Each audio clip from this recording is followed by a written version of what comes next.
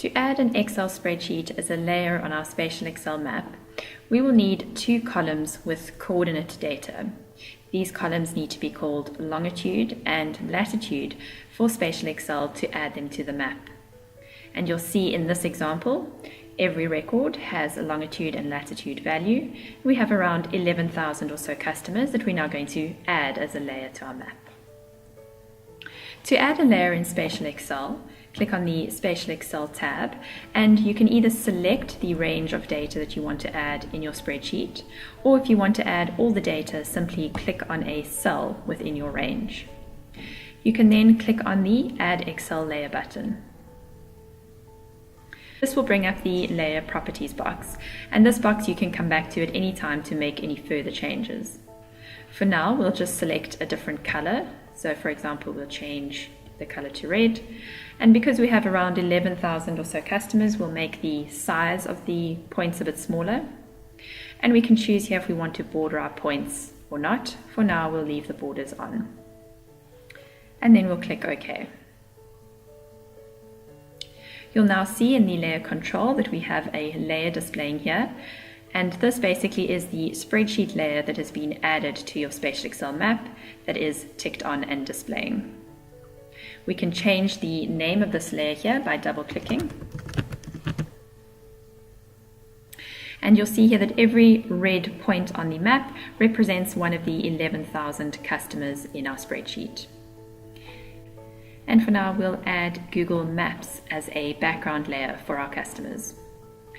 There is now a direct link between our spreadsheet data and our customer layer. For example, if we go to the location column and we filter out all the customers in the area of Soweto, you'll see that the map will update to display only these customers. We could do another filter, for example, by route day, and filter out all those customers being visited on a Monday. And again, the map will update. And if we clear all our filters, all the points will again display on the map. To ensure that your data adds correctly to your map, firstly, ensure that your column headings for your coordinates are correctly spelt longitude and latitude, or alternatively long and lat. Also make sure that these columns are in the first row of your data. With regards to the coordinate data itself, firstly ensure that your coordinates are in the correct format, which is decimal degrees, and also ensure that your positive and negative values are correct. In our example, our longitudes are all positive and our latitudes are negative. Also ensure that if you have any blank values or missing coordinate data, that you make these cells blank instead of 0, 0.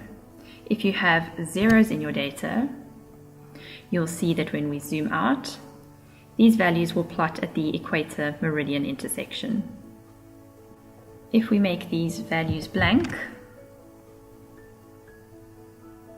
we can add these coordinates at a later stage and they will automatically update on our map. Also ensure that you have no text values in your data. For example, if you have any text values in your data, it will interfere when you add your layer to your SpatialXL map.